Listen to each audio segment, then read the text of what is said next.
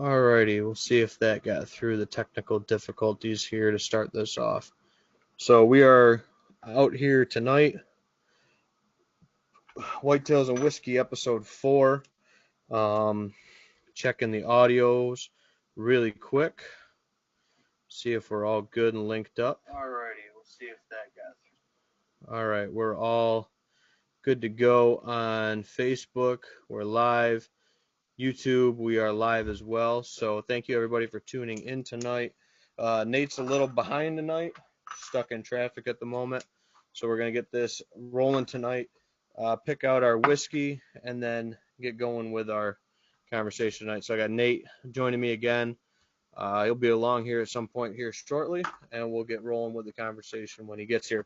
So the whiskey for when Nate arrives tonight, we did Bird Dog Apple last time. So we will do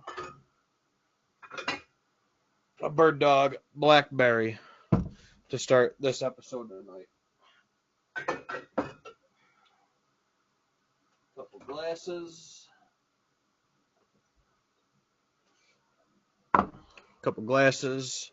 Brand new bottle of Bird Dog Blackberry. Just a little sipping whiskey.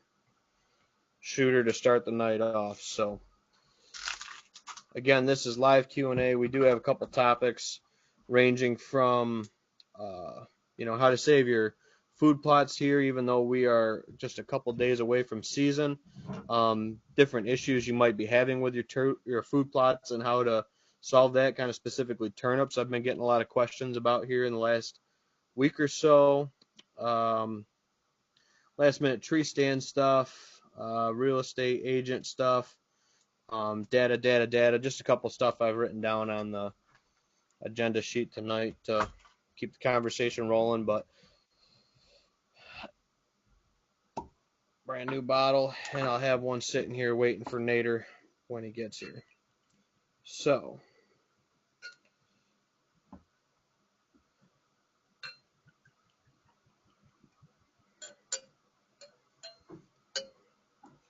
and coming down the stairs as we speak is the man, the myth, the legend himself.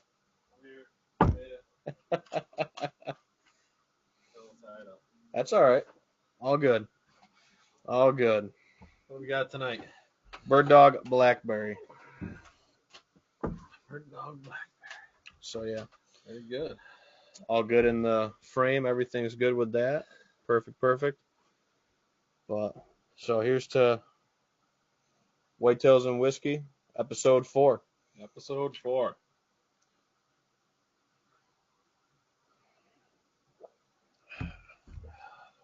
That's a good one. You like that blackberry? It is good. It's almost like mom's cough syrup when I was sick, when I was younger. I hope it's a little bit better than that. Soothes the throat a little bit. Yeah. Yep. So what do you think for your next one? You want a Busch Light or you want to drop into the tangerine? Well, we might as well just go with tangerine. Tangerine it is. Tangerine. And I guess it might be a little pun for Mike, but Crafty Ales and Lagers, one of my favorite places to. It's actually where we just came from. That's why we're late tonight. Yeah, it's kind of why I'm late. I got tied up talking to some locals. Yeah. But great beer, good company, good place to stop. Phelps, New York. If you're around, have a pint. It's a good time. Good people. There's music tonight, so it was all good all the way around. So, got a couple comments rolling in on the.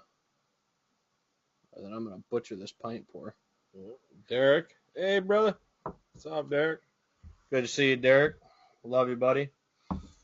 Oh, I think Derek's the number 1 fan out of our, 5?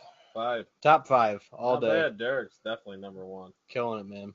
But, no. So, I'm interested to see. He said he came down into town when I was talking to him the other day about his elk hunt. He said he came close, no cigar. And Derek, we need a rating on these 2 pours. Yeah. Before we get started. This is Ben's pour. This is my pour. We just need to rate them. Yeah. But either way, Derek's elk hunt. Yep. So I know you're saying it was getting down in the 20s, for the start of the day and then getting up to 70. That's a big temperature swing, man. Yeah, that's a huge temperature swing. Yep. So yeah, no, I know it's a horrible pour. Thank you. So, but yeah. So, Derek, what did you experience out there when you were out there doing everything? I mean, anything out of the ordinary? Any funny stories? What do you got? Yeah. So no, I know you had some stuff come up with family and stuff like that. So that makes it always, It's always tough. tricky and makes it, unfortunately it was cut short, but we'll have to get out there. Maybe we'll have to make a big trip out to Idaho and down in that area and do a Western hunt with them and not be talking about it on the podcast, but sitting there in Idaho talking about it. I think that'd be a good time. That would be a good time. I would enjoy that. I would very much enjoy that. I actually get to see different parts of the country. It's something I would like to do more with my life. Yep. So, but no, it's definitely something I would like to do it. The only reason I'm kind of hesitant to do it is I don't want to fall in love with it and then have another money pit for a hobby of going out west and hunting. So I'm not too worried about that. I'm more worried about having the money now to go do it. Yeah. Well, you got brand new kid. Honestly, yeah, it's a different animal on itself. But yeah, Derek said he's on elk every day, just couldn't make it happen. Yeah, dude, that's what I've been hearing from a lot of people is they've been on elk and it might just not have been the bull they were looking for or, whatever it might have been. But I've heard everybody's been having pretty good hunts out there. Seen a couple people tag, obviously, on Facebook and stuff like that. But, I know it's not easy, especially with archery equipment. I mean, I don't know what everybody's shooting. I mean, if I was out elk hunting, I would probably at least be practicing up to 50. But I mean, I semi do that with whitetail, but honestly, 30 yards ideal. I mean, Derek, what do you think? Yeah. Derek says he's going to be back on the 5th. I'll find you guys. So you can get an over-the-counter New York tag. You could buy everything in New York if he wants to hunt when he's in town. I think that'd be a slamming time to go to the deer shed. Bring Derek out to the deer shed? Oh yeah, bring him on the podcast.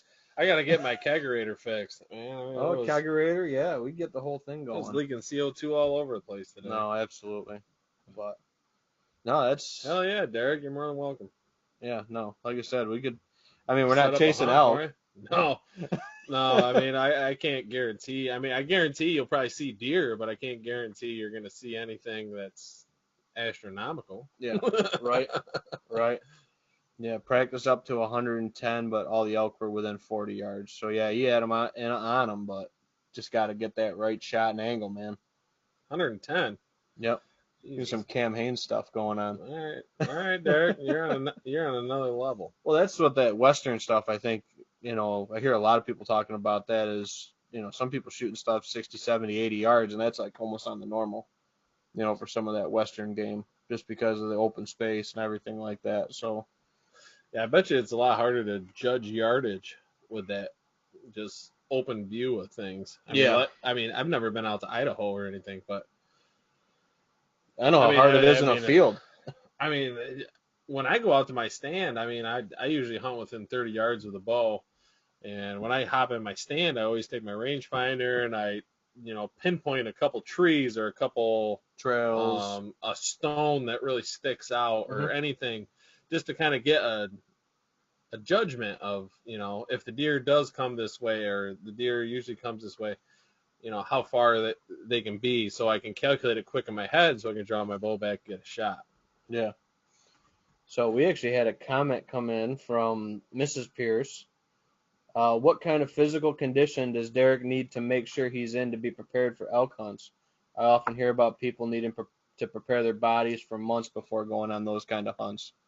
So I know a lot of guys that, depends. I know Derek was doing it solo, so he doesn't have horses, like a lot of these outfitted hunts. And even the guys that go on outfitted hunts, say that it's a pretty good haul to pack back up in there and do all that stuff. So I know the elevation screws with a lot of people. The lack Yeah, of the oxygen. change of oxygen Yep. and all that. Derek's an animal, though. I mean, Oh, he's he's ridiculously in shape, yeah, and he's still puts So me under Derek, the what table. do you got to say to that comment? Yeah.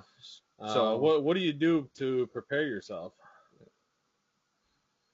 jiu-jitsu 5 days a week, gym 3 days a week, but I'm not right in the head. Gotcha. So it sounds like a whole lot of That's work. a whole lot of routine, man. Do That's you work? I mean, well, like I said, he works for yeah, Fish and Game, so he can do yeah. some of his scouting when So he's. that is his job to prepare himself for what he's doing. Yep. So Yep. And like I said, he's stocking those back mountain lakes and all that stuff, so he's doing a lot of scouting and glassing and driving all the time. So I mean, he's kind of got the best of it, that he can go back up in some of these areas and sample streams and lakes and so basically, scout. Derek lives the life, and he can work out for his job and scout game. Yep. Yep. But no, That's awesome, man. Good for you. that's that's discipline and a regiment, getting to it. And it's no different than, like we were saying, last week, getting people out there to shoot their bow right now, right before season. Some people haven't touched them at all, and I think that's a big thing, to shoot your bow 3-4 times a week if you can. Yeah, I think that's, I don't know. It's you definitely need to get out there, at least throw some arrows, see where you're at, see how comfortable you are. I mean, me personally, I'm not a big fan of. It was sighted in last year, so it's good this year. Mm-hmm. I don't like that. It's all muscle memory, and I don't really think that. You got to put some bag time on I it. mean, people's physique and everything changes from year to year, so that's going to Yeah. change your anchor point. That's going to change everything. Mm-hmm. Whether you gained weight, whether you lost weight, whether you did this, Yeah. it's all a big thing. So honestly, it's a good idea to go out there and just throw a few arrows and see where you're at, just so you're a little more confident when that opportunity arises. Yeah. No, and like I was saying last time, I didn't realize how tight my shoulder was until I went to a chiropractor and got it all figured out and stretched out right. Chiropractor Miss Brittany Fisk gets a shout out. She's amazing.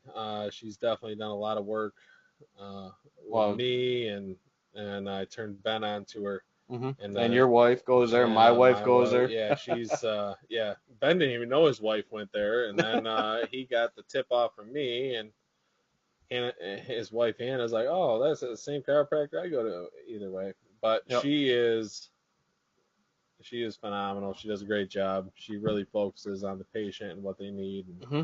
she's good. So chiropractor is honestly not a bad idea to get your body in line and help you out with archery season. Yeah. And a lot of it wasn't even necessarily pain. It was just like tightness or, the inability to make certain motions or something like that. And she doesn't just go, like a chiropractor, like you think, popping you and cracking you all different ways. She uses like a muscle stimulator tool to like vibrate the muscles and stimulate blood flow, suction cups. There's, some shoulder massage with me specifically on my right shoulder. All that stuff was, really, really good, to get me back into. And I mean, you saw it at the end of the year and going into the Finanza, dude, I started shooting way better, and my groups are super tight this year. Yeah. Before you started to go see Brittany, you were a little off than what you normally were, from what I've known from you shooting. My usual normal dipped. Yep. But after you went and saw her, you got realigned and everything, and your groups are definitely tighter. You're shooting a lot better. Mm-hmm.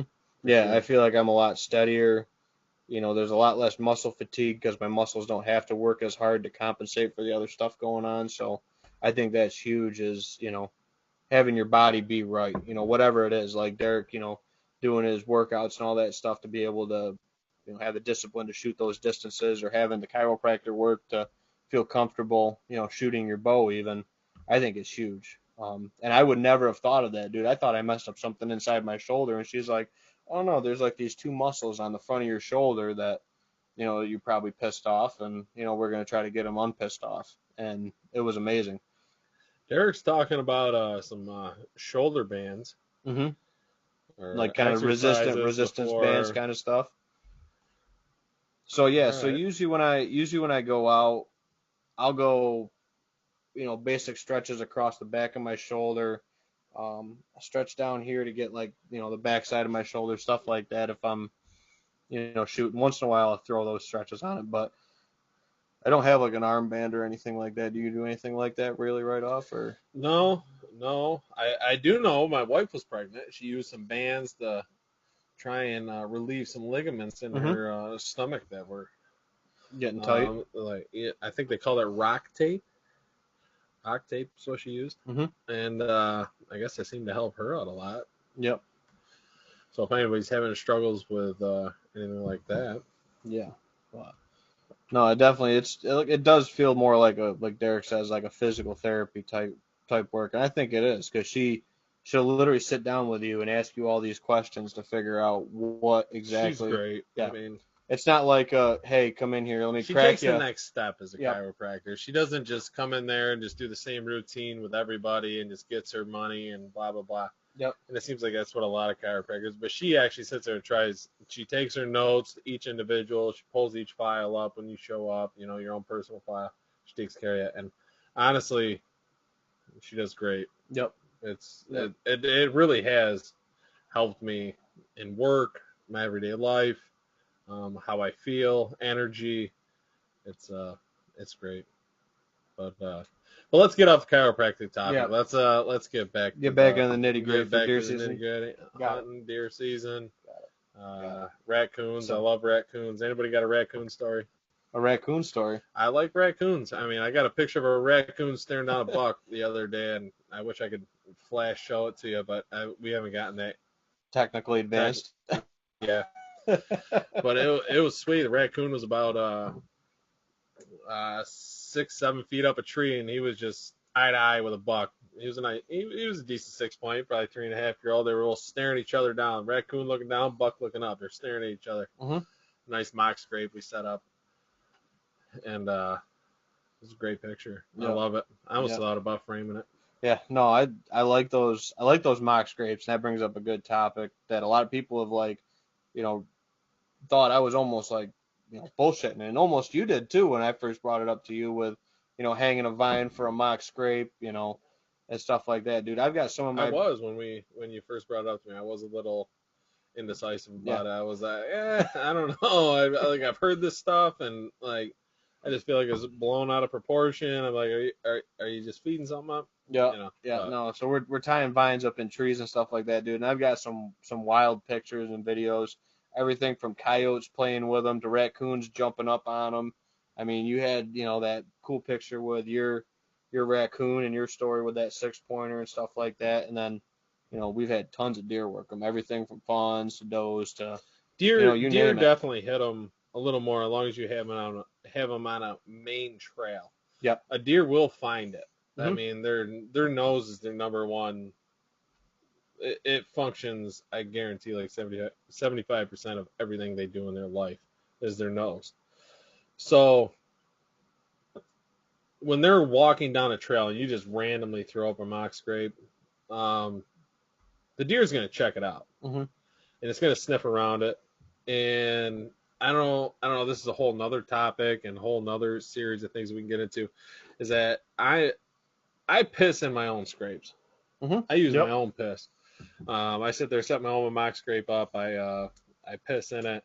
Or Liza does. Or Eliza, or Ben, or whoever's out there and actually hasn't pissed in the tank. But anyways, I mean, after what is it, 15 minutes? Yeah, definitely within 24 hours, but within an hour. It's really, yeah. I don't know what the time frame is, but it all turns to actually, apparently it's scientifically proven that it just turns into like an ammonia. Yep. And all piss smells the same after a while. So it's actually just kind of a check-in point Mm-hmm. for animals. And it might be a check-in point as what you were saying. You get fox predators and Yep. all that other stuff. I mean, they might get curious and smell it and then come over and be like, oh, what's going on here?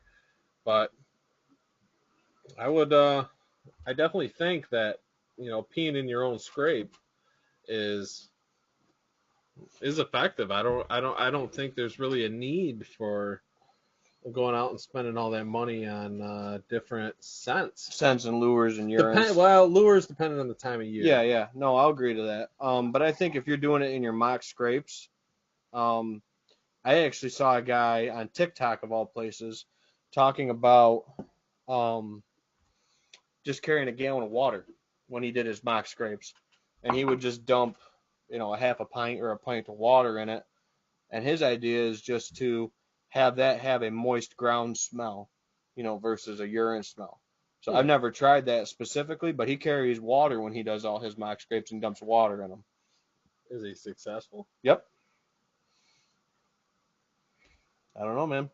I mean, I'll tell you what, I went and pulled some cameras throughout the rain. So now, are the deer smelling the moisture part, or the deer smelling him doing whatever he's doing? I'm not sure with that, with the way that breaks down with it. But I could see that, when you've seen a deer in the woods, or if you've seen a dog and stuff like that, and they lick their nose, the reason they're licking that is to pick up on scent better. So maybe there's some connection with that, with the moisture in the ground, leading to more. Because, I mean, if you look at it any time, I mean, how many times have you gone to a farmer's field that they've just recently turned up, fresh dirt, fresh moist dirt, and the deer tracks all over it the next morning? I mean, all the time. Mm-hmm. So I could see some value in it. But if you got to pee, definitely I'd say you could pee right in your own scrapes. Doesn't hurt nothing. Your wife's peed in them. My wife's peed in them. We've peed in them. I mean, you name it. Anybody that's been out there with me has probably peed in a scrape at some point. So I got a little topic. Mm-hmm. Kind of feed off the moisture thing. Moisture. But it is that moisture will hold scent. Mm-hmm. Moisture will hold that. So if you plan on going out there and doing, I don't know, some basic work or whatever you're doing around your property, and you have a buck on there that you're really focusing on, I wouldn't necessarily go out there on a wetter day, because that moisture will hold your scent longer than going out there on a dry day. So just a little tip and things that I've learned, especially with working with hounds. Yep. With coon hunting and all that. Well, you almost want those rainy nights, like the drizzly. Well, it all depends on what you're going for. But for deer, and you're trying to defeat their number one defense, which is their nose, I wouldn't necessarily try and go out there and tinker around after a rain. Yep. So I think that's a good piece to, I say that I pull cameras or, stuff like that on a rainy day. But when I say rainy, I mean like monsoon. I mean like half-inch plus of rain downpours, something that's going to wash scent away. When you get into those drizzly days like we kind of had today, where it kind of rained on, rained off, rained on, rained off, very little bit. Like days like that, dude, their nose is just going to be working for them like crazy. Every smell in the woods is going to explode to them. That's going to freshen it back up, which is why I think after those rain events, you have a good opportunity at bucks on their feet. I've shot a couple deer and bucks specifically right after rains moved through. My dad's big 9-point that he's got, he killed right after a rain. He actually sat in the truck because he didn't want to get his gun wet. The bucks moving through looking for that moist scent. Oh, yeah. They know the scent's hot. They're moving through. Yep. So my dad shot that big 9-pointer at my grandmother's those handful of years ago. You get a big heavy rain, get out there about a half hour before the rain ends, and sit where you think that big guy might be working through, and you might have a shot at him working through it and get a shot at him. Yeah, no, and that's how it was with my dad that morning. He waited for that rain to die down. He slipped up in the stand, and then that buck came cruising through. So I think that's a great time, and I saw the cameras. I was out at the farm doing a couple food plot tidy-ups, yesterday, and I pulled a couple cards and looked at them, dude, and with this rain we've had over the last, 4 or 5 days off and on, dude, I had good bucks, daylight, checking scrapes, working scrapes lit up, opened up everywhere, man, with the rain. Well, it all goes back to what I was saying before, is that, the scent is just that much more profound. It pops. I mean, It's when, easier to when there's pick up. moisture on it, them deer are gonna anything, coyotes, fox, anything that's looking for anything. After a rain, there's any moisture on, they're gonna heavy dew, anything. That moisture will pop the next morning. Yep. So Derek says, had deer come in when I'm pissing, not sure what the smell or the sound of that intrigued them. Hey. That could just be coincidence. Yep. Well, one of my dad's biggest bucks They he might, shot. yeah. Oh, wee The buck. old wee buck. But Derek, I mean, I definitely think there's some value to that. I see it more with does. If you could comment back, that was a doe or a buck that moved in on you. But I definitely see that more with does. If I piss out of the stand, like if if I set my stand up and there's definitely a close stand next to it, I definitely try and piss down the next tree, just so there's not so much noise. Mm-hmm. Yeah, it's being all those. Yeah, exactly. So I've had the same experience with that, and I definitely think that there is something to that, whether it's the sound or the smell or anything like that. And my uncle, my uncle Josh, who I kind of Talked about talked last about episode. last Yep. time in the last episode. I mean, he brought up that also, and he was kind of experimenting with that, and he thought it was funny that every time he peed on a tree, that it was just like within a half hour a doe showed up. Mm-hmm. So I don't know. I guess I'm still in the works with that and my own personal feeling about it, but yeah, I definitely think there is something to actually peeing on a tree and and deer showing up. I Yeah. mean, really have no explanation for it at this point, but if you're in the woods and you definitely have a way to keep it quiet, I mean, I would definitely. Yeah. I wouldn't necessarily, like you said though, I wouldn't be afraid to, like you said, pee off your stand. I know back in the day everyone was like, oh, you better have your piss bottle with you or whatever to Mhm. to pee in. Dude, if you gotta, you know, if you gotta if you gotta piss in the stand, dude, if you know, it's easy for us, not so easy for like our wives or something like that, or some of the girls out there Yeah, hunting. But it's easy if you can hang thing. yeah, but no, it's one of those things where I've never been afraid to really, pee out of a stand. Obviously I'll get up, look around, make sure there's no deer coming around or around me, and sometimes I've had to hold it for a while while I've had a bunch of deer, in and around me. But yeah, But yeah, Derek, I definitely agree with just squat and spray. I like your. There you go, Derek. it's squat and spray, man. There you go. But And I think Derek needs to be the sponsor for bottling his own piss of the Whitetails and Whiskey podcast. we could probably work that in. Yeah.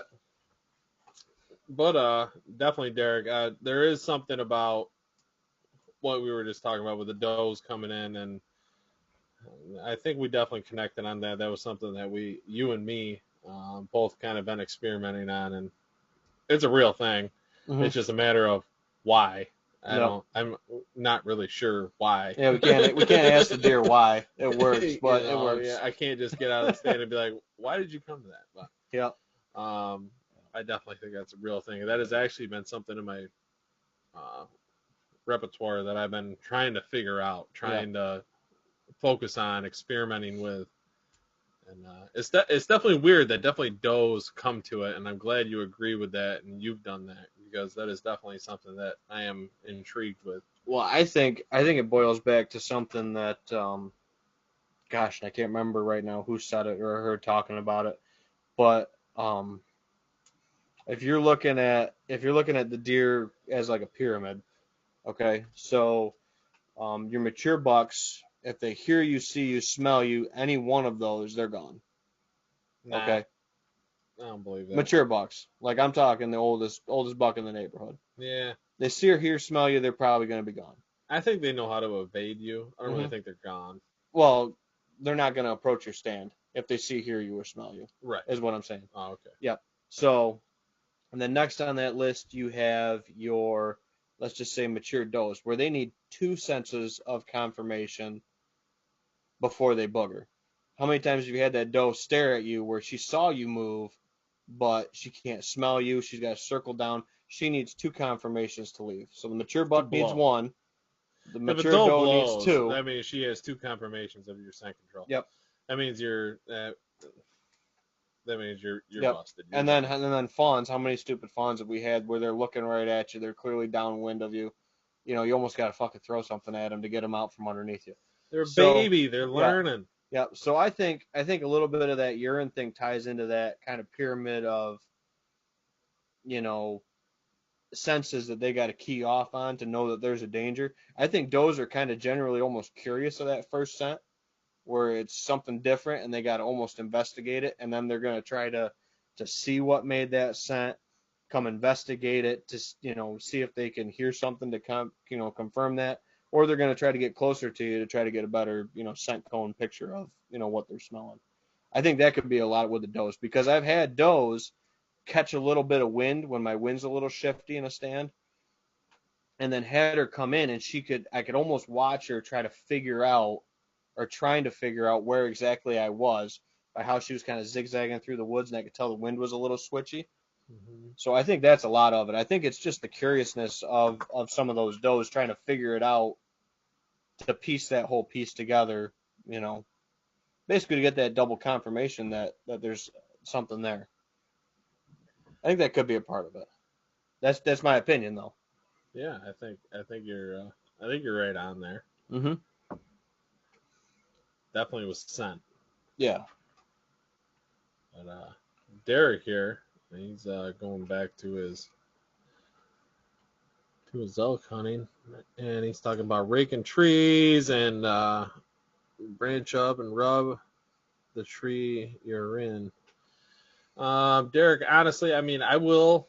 I mean, if it's in the dead of the rut, at least if I believe it's in the dead of the rut, because it seems like many people have different opinions on that. Mm-hmm. If I believe it's in the dead of the rut, yes, I will make a lot of noise when I'm up in the stand to try and make it sound like deer are fighting. Anytime else in the year, no, and I do not have much experience with elk or mule deer. Also convinced mule deer does are dumber than normal whitetail does. That's possible. I've never hunted muleys. I mean, you and me are pretty. I've only hunted New York. I've only hunted New York. Right. I've never hunted outside of it. Right. So, I mean, we don't have a lot to compare it to. I definitely have had some really dumb.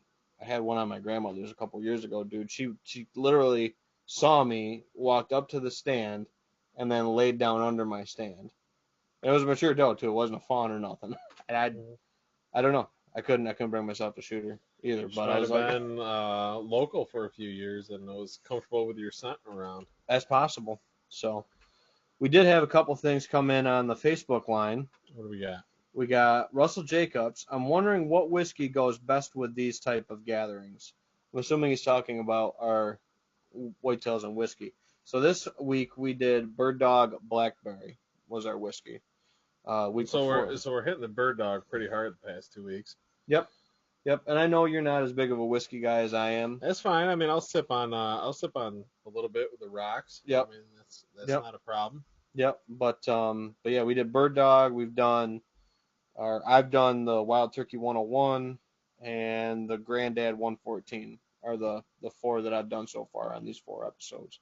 So I got a few more up and around, Oh, we got plenty of. Well, Ben has plenty of whiskey to go around. Yeah, but no. So I enjoy. We enjoy the Bird Dog a lot down here at the bar. It's a good one to break up a couple beers and stuff like that with a a stipper or shooter or whatever.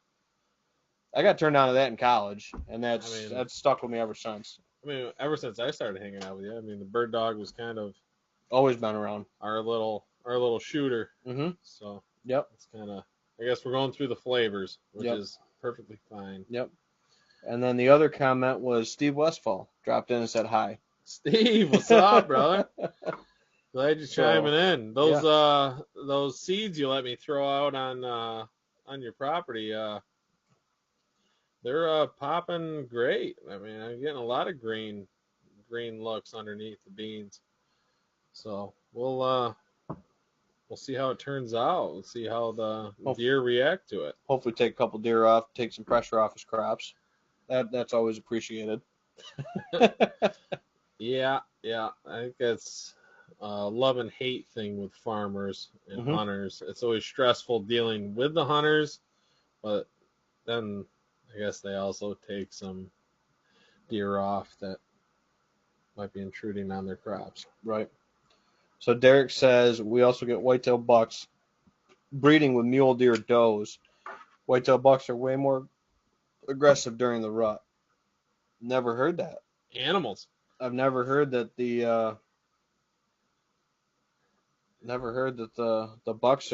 whitetail bucks are more aggressive than muleys. Derek, yeah, I've never heard that either. So I got a question for Derek.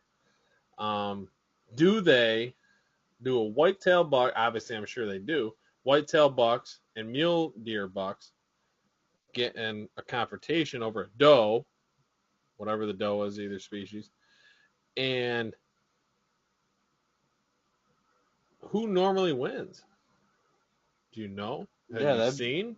Yeah, that's something that's definitely interesting. If they can interbreed, or even if they can't necessarily breed, but it gets them where the point where they're fighting over does, even if they can't successfully make fawns from it or whatever. Maybe, I don't know. I haven't looked into the genetics of it.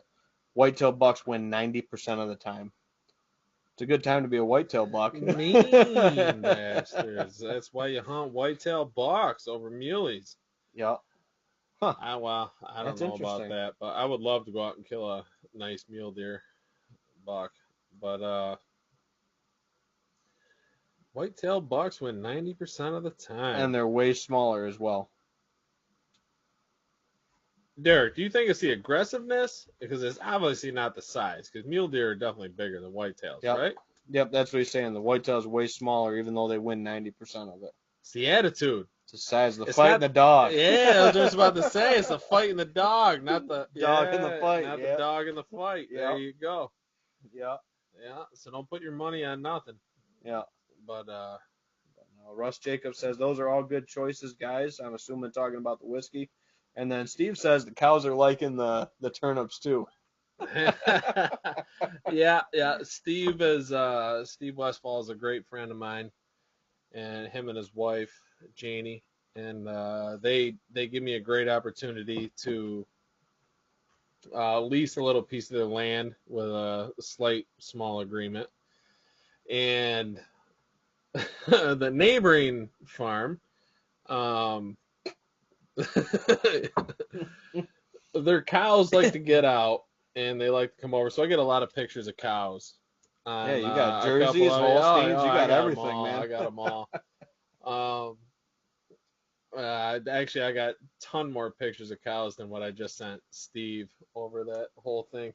But I don't know. It's kind of funny. It's indifferent. I guess that's between Steve and his neighboring farmer. Yep. But yeah, it is kind of hilarious to get a cow on the trail cam every once in a while. Yeah, I mean that's a lot of meat for the freezer. Wow. If I could hunt them, yeah. I'd probably take a ribeye over a backstrap, but right. Right. I mean, there were some good-looking cows. A couple of them weren't too bad. Yeah. And then DJ, DJ from Thompson. DJ Thompson? Yep, he commented. DJ's in here. He says lower man wins. Maybe that's why the Whitetails win. They got that lower leverage. Ooh, DJ's going back to football camp. I think that's a good point. I think I played football with DJ a little bit. Yeah, I don't remember if we played together or not. That's a good point. Low man wins. I think low man might win on that, DJ. I mean, I like your perspective on that. Heck yeah, I definitely do. DJ's a great guy. Yep. So fun to hang out with, a great guy to party with. Oh yeah, I had a blast with Black DJ. Lake. Oh man, DJ kept me entertained the whole week. I think. No, that was a good time. Good time. But no, so lower man wins. I think he is right on that though. Yeah. That's what the football coaches always push. Yep. But no. So other than that, looks like we're gonna have a warm up I mean, we've been sitting pretty cool. I've seen a lot of stuff on cameras last couple days. But looks like we're going to be warmed up going into that first weekend. I'm thinking I'm going to go sit maybe, but it's going to be afternoons. I'm not hunting any mornings. I don't know. What are you thinking for, that first part of October? Hey, if you got the jitters and you want to get out there, you never know what's going to happen. Mm-hmm. I'm a firm believer in that. But in my experience this time of year, you're better off hunting afternoons. I mean, get your sleep, rest up for the rut. Yep. Yeah, do some other stuff with the family too. I mean, if you got an apple pick, hang out with the family, go to the apple shed, do whatever you got to do, go out to the pumpkin patch, whatever you guys like to do. Yep. Do that in the morning, do that early afternoon, and then get out there for at least the last 2 hours of light until the third week of October. That third week of October, start changing your tune a little bit and start getting a lot less sleep. Yep. Especially if you got those cold snaps and those fronts roll in. You get that play 15. The weather. Yep. Play the weather. Yeah. Yeah. That's what I'm kind of thinking. The first 2 weeks of October, in my opinion, are just, it is what it is. And again, I wouldn't be sitting, like you said last episode, I wouldn't be sitting your best stands, right now. No. Unless you had something, you got something on the outskirts that's, unless you got a buck that is consistent every other day. On a camera, cell cam sender, something like that. Yeah, something that you have pretty much locked and loaded, you're ready to pull the trigger. If you don't have anything like that, I would honestly just kind of hold back, kind of hunt the outskirts, hunt the wind right, your access, and just kind of see what happens. You never know. I mean, you might get lucky first week. I mean, I see posts people getting it done. Yeah. But, somebody's going to always shoot one. Yeah. I mean, they're around. They're there. They're in the woods 365. Yeah. I mean, they're around. They're there. I mean, it's a possibility, but, I mean, you don't want to bump them out. You want to hunt smart. Yep. So, I mean, that's what I would do for the first couple weeks. And then, I don't know, third week or so of October, third, fourth week, definitely start, especially closer to Halloween, start moving in on more of those good mornings. Good mornings, inner rut spots. Yep. And then definitely sit till at least 11. Yeah. So you're saying, get in there. You're talking like where are you setting up in that morning time frame? What are you kind of looking at for that morning hunt spot when the time's right? I guess, what do you mean? What am I looking for? Like weather-wise? Well, what stand? What kind of stand location are you saying you're going to wait till that morning sit to be setting? That pre-rut morning sit. I'm looking more for ridge sides, closer to bedding areas. I'm basically looking for, I mean, honestly, it's my stands all set up on the bedding areas that I think are around, or pinch points, or depends on my topography of what I'm hunting. If there's a definite pinch point, I definitely want to set the pinch point, because that mature buck is not going to go expose himself at 9 o'clock in the morning. He's going to go through that pinch point, and he's going to go over to the next bedding area to try and find a hot doe. So when you put yourself in a pinch point, that narrows down your shooting radius, and it also narrows down where that deer is going to go. So at least, if anything, you're at least going to get a sight on that deer. Yep. If you have a definite bedding area that you know of, I would definitely kind of like hang tight to it, because that's what those bucks are skirting. They're cruising around downwind. If you have a stand that's, in a good position, I mean, just those bucks that are cruising downwind of those bedding areas, that's what they're looking for. And then once they cruise the downwind spot, and if they get a whiff, they're going to cruise back into it, and they're probably going to loop back around, and you're probably going to get a second shot at that deer if you miss them the first time. Yeah, I mean, Tangerine was a great example of that. Tangerine was a ridge side. He was a semi-pinch point, because it's kind of a pinch point there on a very steep hillside, and it kind of plateaued where my stand is. And that's something where I think hunters overlook a lot, is when you're looking at a ridge side. And you know them deer go through that ridge side. Is a plateau on that ridge side. Them deer want to take the easiest path as possible, no matter what. It's just like humans. We don't want, if we can just, you know what I'm talking about. It's just easier. Take the easiest path as possible. So if there's a plateau, you're walking flat. You're not walking on your side. Yep. So if you have any ridge side that you're hunting that's fairly steep and there's a plateau or a semi-plateau on it, them deer are going to cross it. Yep. They're going to use it. So I would kind of consider setting up somewhere close to that within bow range of that for sure. Yeah. So with yours, I mean, that morning you could have your wind going up and out of the bottom with a thermal rise blowing out over, adjacent, property. Doesn't matter. It's all blowing up and out with a ridge system too in the mornings. You get your thermal rise, and you worked into those flat areas, or might be a bench. That was kind of a ridge top almost, kind of like a bench before it goes up onto the fields. Yeah. It was almost like a secondary bench on that property. Yeah, it's a little more of a bench, and then it kind of goes up again on the alfalfa fields, and benches off again at the crest. Yep. But again, like you said, that buck's not going to expose himself out across that field if he doesn't have to. He's going to hang in cover. He's going to hang on that flat of that bench where the trees are. Also that morning, I heard rutting going on around me. Yep. When I was going in. Mm-hmm. Chasing, grunting. As soon as I got in the stand, I got all set up and I got settled in. I could hear them around the area doing that. So I knew I was in a good spot to be there. I was there. Yep. I'm in it. It's just a matter of time. It was just a matter of him coming across and the right buck you're looking for. Yep. 100%. So yeah. And before that deer came up that I was looking for, I had a really nice 7-point. I mean, I guess he was probably 2.5 years old or whatever, but he was beautiful rack. And I texted Ben. I was like, I don't know. I said, I might just regret not shooting him. Yep. I was like, the way my season's going and everything, I was like, I don't know. And then a half hour later, my bow buck popped the crowd. I was actually standing in my stand, rattling,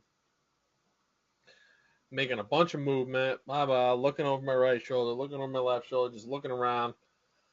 And then all of a sudden, boom, there he was, right off to my left, right in front of me. And I'm just standing there with the rattlers in my hand. And I'm like, oh, my God. There he is. I just screwed everything up. He's staring right at me because I'm an idiot and standing here with these rattlers in my hand. He just put his nose right to the ground and just kept coming. Yep. So I just kept calm, grabbed my stuff, hung it up, grabbed my bow. Everything was knocked. I run a thumb release, so it was already on there. I draw back. He walked right through my shooting lane, and it was done. He went 40 yards and died. Yeah. He didn't care twice that I was there. Yep. Yeah. So. He saw me. He knew I was there. He saw me rattling them antlers, acting like an idiot up in the stand while he's standing 50 yards away from me. Yep. He didn't care. He wanted that doe. Boom, nose to the ground. Yep. Kept coming. Yeah. That's how it got done. So, and that was Tangerine, and that's why we grabbed Tangerine wheat before we. Yep. Before we left Crafty Ales tonight, we grabbed a Tangerine wheat. Got any more of that, or is it all gone? I thought this was my little bit. Well, that's your little bit. Wow. No. You killed Tangerine. You can have him. I'll grab a beer out of the bottom. All right. Or we do a bird dog. It's up to you. So I know Derek dropped in a couple comments on Derek. I always start towards the bottom of the mountain in the morning. The wind mostly comes down the mountain in the morning and starts to switch in the afternoon. I think a lot of that is the way the topography is out there, where it's still really cooling, so it's really pulling down in the mountain on the morning. And then once it starts to really heat up, a little after daylight, it starts pulling it back up. Right. So, I mean, we don't deal with, I mean, shoot, we were talking about this with my parents the other night. First light. Derek says he's killed most of his game in first light. Yeah. So we were talking about this with my parents the other day. You know, we're looking at some of these areas where we are. Derek, I A gotta 50 say to that's the opposite for me. I gotta say I kill more deer in the evening around here. midday. I've killed most of mine midday for me. You talking bucks or you talking deer? Bucks. I'll say bucks. Does afternoon every day. And does are almost a no-brainer in the afternoon. Mm-hmm. You find one, you find a group that's on a food source, dude. You could put anybody on them and we're kill not 'em. we're not just here trying to talk about killing big bucks. Oh, no. We're just talking about trying to kill deer. Yep. Yeah. And I definitely think afternoons are the most productive Mhm. for killing. Oh no, afternoon. You got afternoon Whitetail food does. source with does on it. If you can get on that spot to hunt it effectively, you should be able to kill that night. I mean, look at the example when Liza killed her doe last year and I killed mine with a pistol. We went to 2 afternoon unpressured food sources Mm-hmm. and tagged 2 great mature does. Mm-hmm. Like clockwork, you know. Oh, yeah, it's clockwork. Yeah, for that. Especially So, with a gun. yeah. A little more difficult. That with levels the playing field a little bit more, for sure. More difficult with that. But yeah. And then Derek also said, if you guys had to pick mornings or evenings, what are you picking? I'm picking evenings. Evening guy? Mm. I think it all depends on season and what you're, what you're doing. If I'm out there to kill, Evening food. Yeah. If I'm out there to just kill Punch something, tags. I don't care if it's a buck though, whatever. Mm-hmm. I'm just out there to shoot something, whether, for supper or whatever. Meat. Yep. A meat hunter. I'm going out evenings, 100% Yep. of the time. I'm focusing on food, and I'm out there. That's what I'm doing. If I'm out there trying to kill a mature buck, I'm hunting during the rut between 7 and 3. Yeah, that morning, midday. I mean, Morning, early afternoon, I'm sitting it. Yep. I think they're more active through there because they're cruising the bedding areas, and you got to focus on when the does go to bed. Them bucks are trying to find them does, and then when them bucks find a hot doe, and you see a buck pushing a doe, it's because he just probably pushed her out of a bedding area because she was sleeping. Yep. So he pushes her out, and it's probably after she went to bed. So when she goes to bed, it's between 7 and 8 o'clock in the morning, or 6 and 8 o'clock in the morning. Yep. So she goes to bed. He comes around. He sniffs her out downwind. Boop, boop. Pushes her out. Blah, blah, blah. Yep. And then that all continues until 3 o'clock, until them does get back up and they want to go back on food. Then you get different bucks coming on and hitting different does. And then you have a whole different turnover because a mature buck really does not want to come out into an open space during daylight. He wants to take her into the thickest, nastiest cover, dude, to breed her. Yes. Yeah. So that afternoon during the rut, really, that late afternoon, really, I think is, me personally, I wouldn't say wasting your time, but it's. Well, so I've seen also too. The bucks just ain't coming out to feed. They're gonna push them out. If you do see one, he's coming out there and chasing her out of the field. You're not gonna get a great shot at him. Yeah. He's pushing her back into cover. Absolutely. I think those, especially those older bucks. I mean, you're gonna have little bucks chasing them around the field for an hour, in circles. That bigger, older buck, whatever that is for your area, whether it's a 4-year-old or even in some areas a 2-year-old, maybe a 3-year-old, is going to want to push her back to the thickest point of cover to lock her down to breed her during that 24 to 36 hours where she's going to be fertile. He does not want to expose himself. He doesn't want to share her either. So he wants to take her to the nastiest crap he can find and push her toward that, and that's what it is. With that. I would definitely agree with that. I love that breeding cover, dude. I talk about that all the time on properties with people, is that breeding cover. Where your buck died, beautiful breeding cover. I think I said that when we were gutting them. That front, that south, like, I don't know what it is, 5 acres. Where he was heading toward. Yeah, it's all just thick buckthorn. It's beautiful bedding cover. Oh, it's breeding cover. It's honestly a sanctuary, and that's another topic we can get into, is talking about people's sanctuaries and whether you run one or whether you don't. If you have a certain amount of property, you can hunt. Yep. Yep. I gotta step out for a second. Alrighty. I will be right back. Alrighty. Fair enough. But yeah, so Derek says it's a nice time to get to your stand. I think that's actually a good point. We talked about that last episode too, with getting to your stands in that almost twilight morning hour, leading up to a spot, because where we hunt too in a lot of ag, fairly ag heavy areas, or properties that have a lot of ag on them, you almost need to let those fields clear out before you can get back to some of your stands, because the field might be on the front side of the property and you're hunting a wood block or a hedgerow on the back side of that property, so you might have to wait with the binoculars to let that field clear before you can even get to it.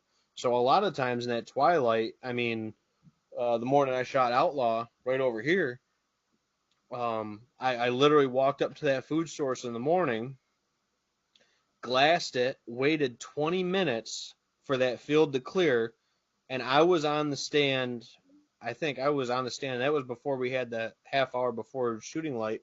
I was on the stand, I think, 20 minutes after legal shooting by the time I got to my stand, just because I had to wait for that food source to clear. I could get back into that cover and I could set up when I was there to not spook the deer out. So I think that's a great time to get back to those stands, is that first thing in the morning, kind of cover, let the fields clear, let the area clear, all that kind of stuff.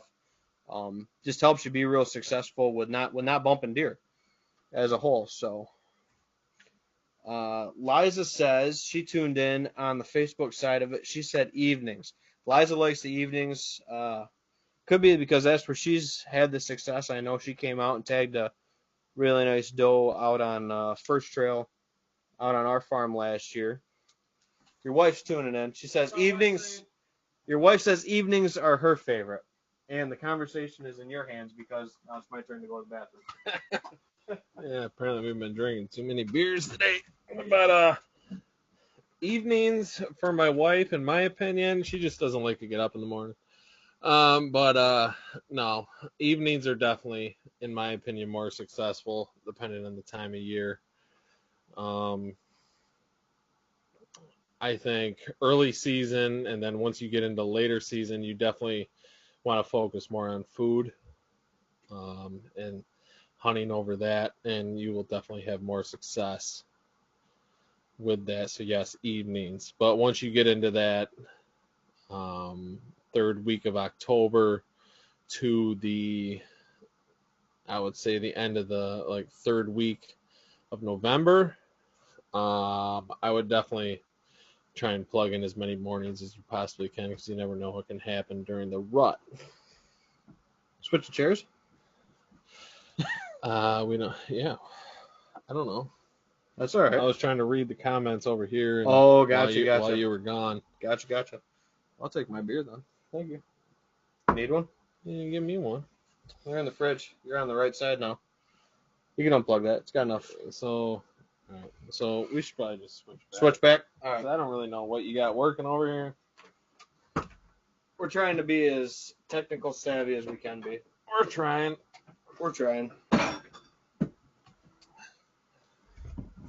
So, I figure I probably ought to check the bullhorn because we haven't checked that all night. Oh, boy. Probably Billy Harvey's over here. Dallas is over here. Nope, not a single Billy or Dallas. We have a listener on the bullhorn, though.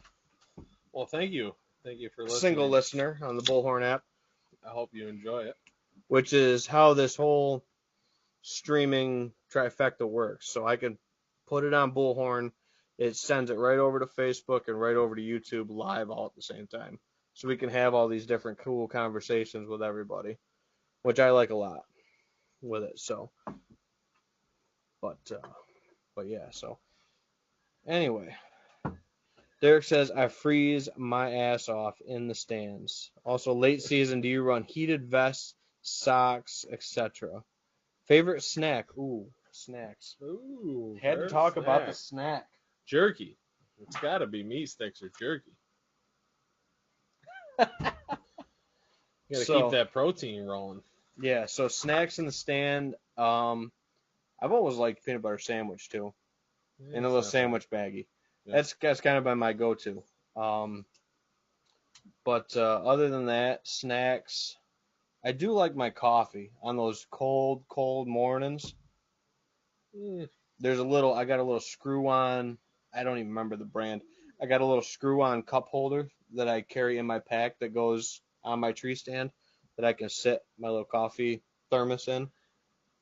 And it's almost like a little fold-out chair cup holder, but it like screws onto the rail of my stand, so I can just set my coffee cup in it, so it doesn't make any tink or clink sounds. That's nice on those cold mornings. I do like that. Yeah, but I don't know. I don't really carry too many snacks with me. I honestly apple feel like no, not an apple, nothing like that. No, I mean maybe a granola bar or something, but I kind of feel like I thrive and I do better when I'm hungry. You know, I just kind of feel like pushing myself more, I guess. I don't know. Snacks in the stand are definitely good, and I'm sure a lot of people do them. But I don't really bring a whole lot out with me. Right. So a good comment off that snack thing is all day sits. I've never been a big fan of them. I've never done an all day sit. I've never done a dawn to dusk all day sit in one stand. Me either. Nope. Never have. I come out for lunch. I've switched stands. I've literally gone from one stand, set up in another for for a full day, but never sat one stand dawn to dusk, ever. Oh, no. Me either. Not even like came back in for lunch and then went back out to the same stand. No. I guess that'll depend on what I'm hunting. I mean, if you have a limited amount of property you're gonna hunt, I guess, yeah, I could see that. But a lot of times, dude, you can move. But it depends on the time of year, and it depends on a lot of things. I mean, the wind, the weather, what stand I'm gonna hunt. You know, is the sun gonna be high that morning and gonna be bright? If it's gonna be, then I want to be somewhere close to where it's gonna be hitting, so my thermals rise. Yep. And I don't know, it's a whole different. The season moves and changes, and you got to move and change with it too to some points. That's a good way of putting it. Yeah, definitely a good way of putting it. But yeah, so that's definitely something where, and I mean for the heated vests, stuff like that. I like my duffel bag, my scent crusher duffel bag I put in my truck. Like that kind of almost stays warm because I can keep it in my house, and run it or whatever. I don't run heated anything. No socks. I mean, I don't run like a battery heated anything. I run a couple hot packs. Hot packs and a hand pockets. Muff. Hand muff is my I don't run my thing. Hand muff. I put them in my pockets and just warm my hands up. Just be ready for the shot. I don't really struggle so much with my feet or really anything getting cold. My hands will. I guess that's why I run the hot pack. But Derek's in a little different. That's different though, man. Them are huge temperature swings, big elevation. That's Dakota. Yeah. That's Idaho. Or Idaho. That's a little different. Yeah, that's cold. That's colder stuff out there. I mean, dude, we're we're in late September, and he's talking about 20s in the morning when he wakes up. Which they're calling for. Derek, you run a wood stove? They're calling for frost in Naples Friday morning. What? Yeah. They're calling for a frost in Naples on Friday morning. Hey. Last day of September, man. So Derek's running that wood stove. Derek is running the wood stove. But how again, many cords of wood did it take you to? Oh, there he is. How do you know you were gonna go that way with it? He already knew it. So those are full cords, not face cords. So that's 4. Yeah. 4 face cords. But they don't have as much hardwood out there. It's a lot of softwood, for their stoves. So it's different. But so he burns through a lot more. But, yeah.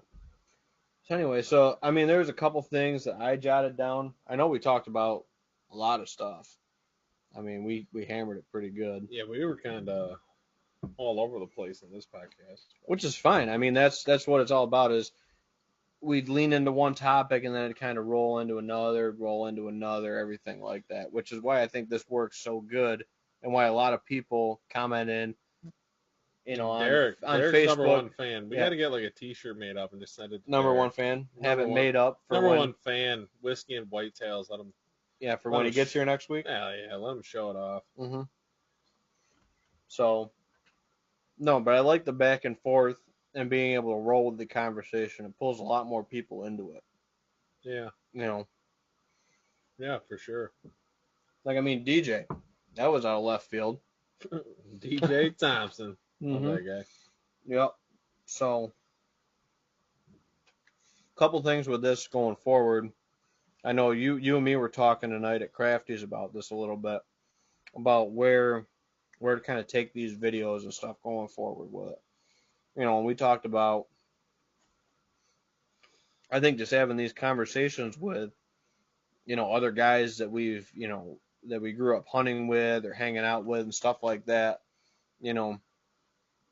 just to get at those other opinions in it, because I think that's really helpful.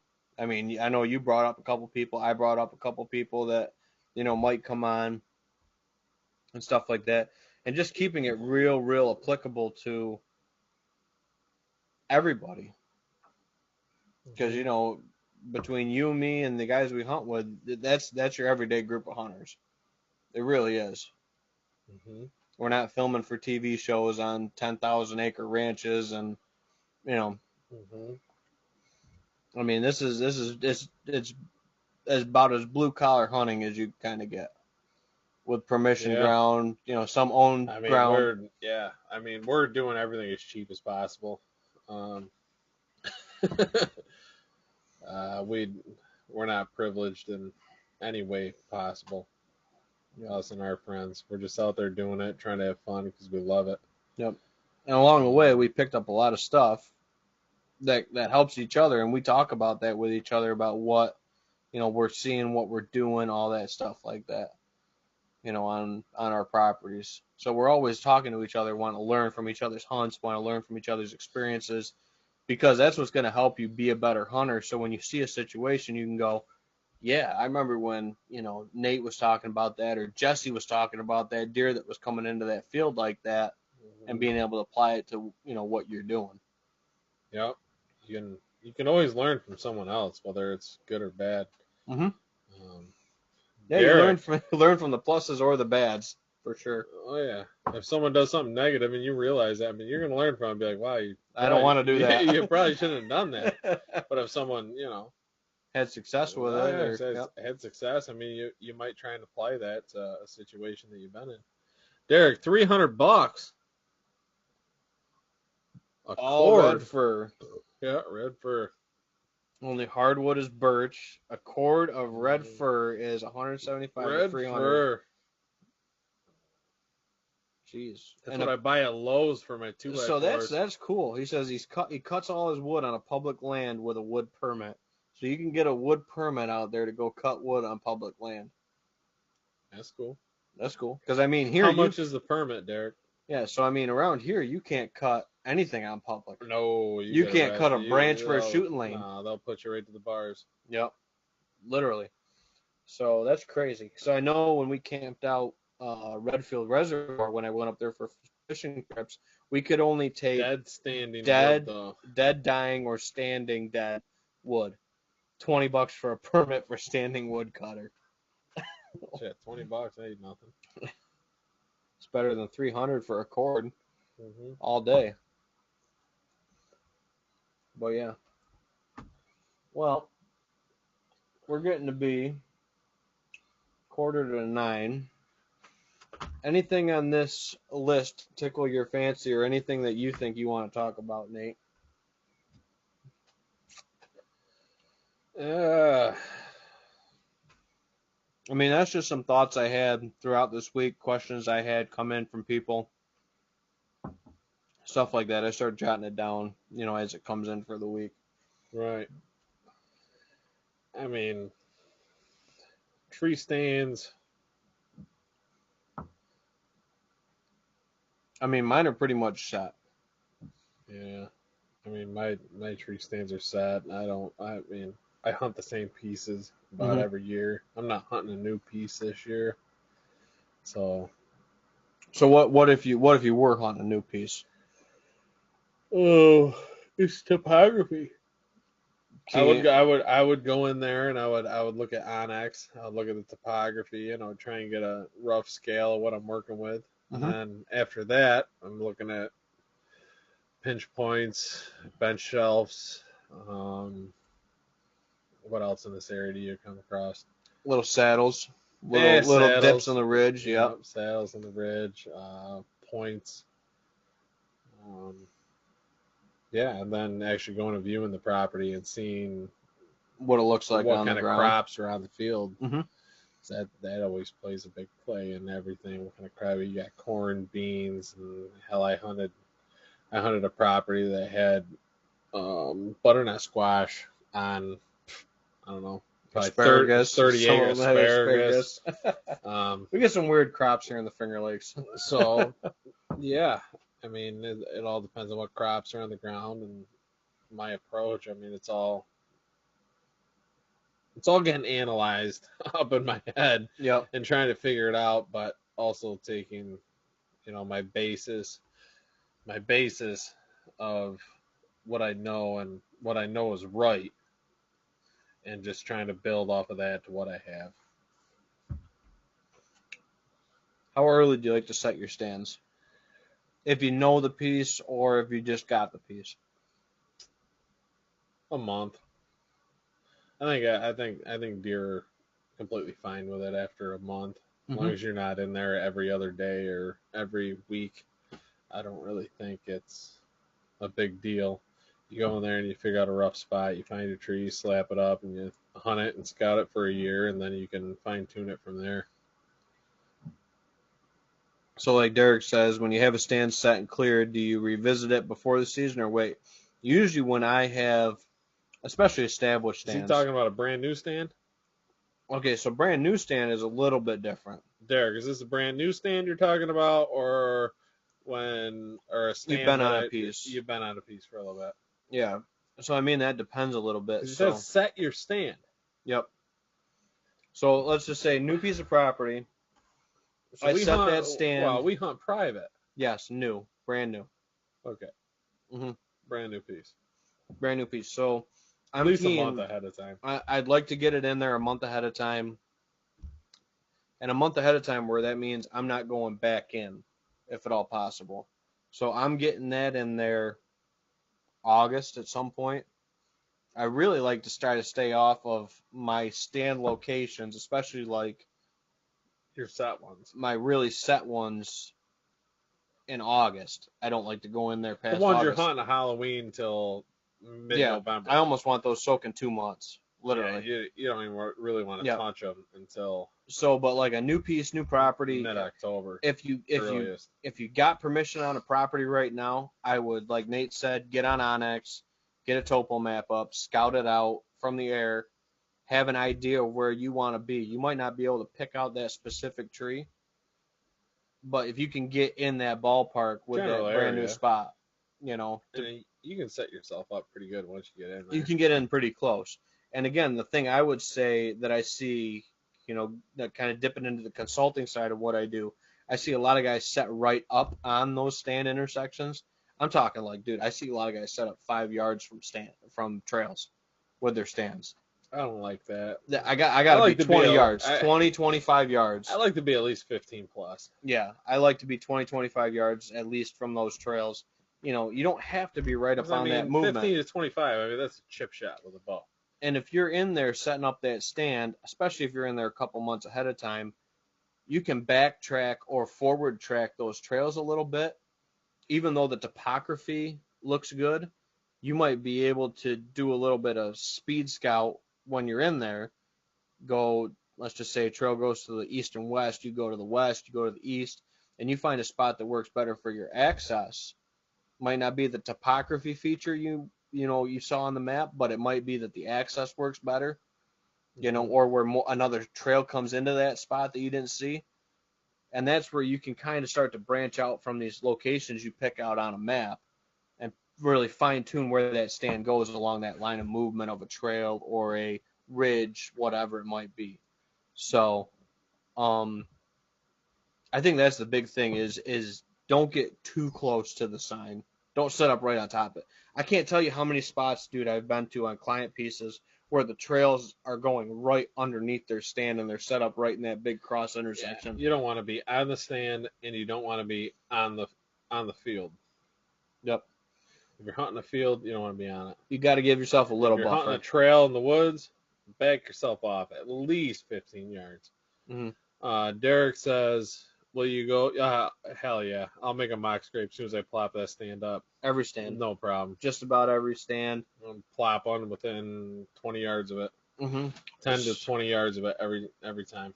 Yeah, so just try and get an inventory and see what hits it. It's a good spot for what I like to do with my 1 year rule, for stand locations or for certain areas of a property with those mock scrapes. I don't do a lot of mock rubs. I don't put a whole lot on rubs unless there's a scrape there and I can get both in the picture. But the mock scrapes I think are huge, especially by stand locations. If nothing else, even if the deer doesn't sit there and physically work the scrape, slows them down for a shot or an opportunity for a shot, Or what I also do in those situations, like we talked about, where you have a multiple estate of trails coming together by a stand location. If I find another mock scrape when I'm in there setting that stand or scouting, if I find another scrape branch or something that could be a scrape branch in like November or October, when I'm cutting my shoot lanes, I cut that thing right off. The only place I want that deer to scrape within 100 yards of that stand is 20, 25 yards of my stand. Yep. That's it. Yep, I agree with that. Definitely agree with that. Because basically you're making If you have any competition around your scrape where you want that deer to scrape, mm-hmm. and there's a scrape nearby, just chop it off. Yep. He will find your scrape. Yep. He will smell it. He will search it out and be like, oh, okay, what happened here? I got to go find something else. He will. Yep. Especially on that same line of movement. Because terrain changes all the time, and those deer adapt all the time. So I would rather, and I've done this before, on a trail system. I mean, you've seen the farm with some of our big, long linear trails we have on it, have multiple scrapes. Half a dozen scrapes going down some of those trails, like second trail, third trail, stuff like that. Now, the only scrapes that I have cameras on them. I like that question. We going? Oh no, 18 the last plus, one. Derek. Stand height 18 plus. Or does it depend on location? Well, yes. Yes, it does. Also depend on location. Cover. There's cover. There's hillside. Backside. If you're cover. on a hillside, just throw a 15-footer up. There's 15-foot ladder stand, and I mean you're probably good. But honestly, I mean, overall, as a good judgment, I would try and stay at 18 foot plus. I do really like that 18-foot line. That With 18 or 18 20. foot plus, 18 to 20 foot plus, no matter whether you're on a ridge or whether, however your stand's located, I would try and stay at least 18 foot above the deer. Yeah, if at all possible, absolutely. I know it's not always possible, but that 18 foot mark definitely seems to make a difference with them locating you and everything else. And I like clump trees that obviously have more cover, beech trees, oak trees, stuff like that. Another one that a lot of people don't really look at or value in our area is we have a lot of invasive European buckthorn, and that holds its leaves ridiculously late into early October. Yep. What do you need? Oh, I got it. Gotcha. Yeah, and what that does is it gives you a lot of front cover and a lot of side cover in some of your stands, because some of these buckthorns are getting up there 15, 20 foot, like stand height. So I like looking at some of those spots where you might have some buckthorn, and a lot of times I won't cut them out, or I'll cut little sides or slots on them for shooting lanes, but I'll leave a majority of the tree. Yep. You know, just so you have that extra cover. I think the cover aspect almost is more important than the height aspect. But I definitely would prefer that 18-foot plus, like you said, for the height. 18-foot plus, and I love, was it birch or beech? Beech. You're thinking beech with the brown leaves hanging late? Yes. Yep. Beech. The beech. Definitely love Fagus them. Americana. They hang a lot longer. If you can set your stand around them, well, you'll definitely have more back cover later in the season. Actually, it's Fagus granifolia. Sorry, I messed up the scientific name. But anyway. I feel like you're like calling me a bad name or something with Fagus granifolius. But I don't know. Ben's a scientific guy here. That's just me putting my thousands of dollars of college to some use on a beer drinking podcast, whiskey and beer drinking podcast on a Wednesday night. Yeah. I went to college and majored in Busch Light, but either way, Ben at least Ben gained something from his college experience. Yeah, Fagus granifolia. That's all we got. Derek says, "Isn't that aspen?"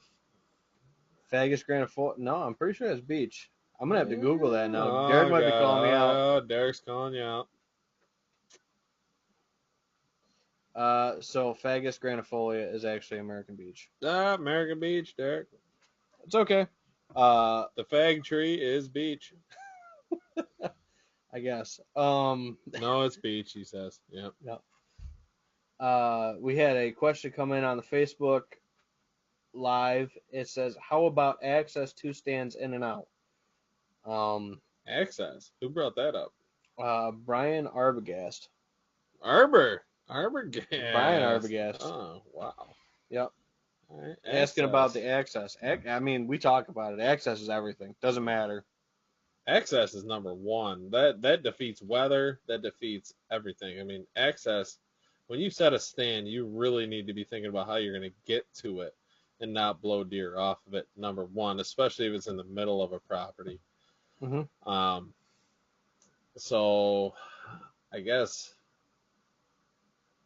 And a lot of it, I think, tune down what Brian was asking. What does he mean by access? I think he's talking about accessing to these stands that we're looking at. Maybe it looks like it lines up right about when Derek was saying, you know, your new stand sets.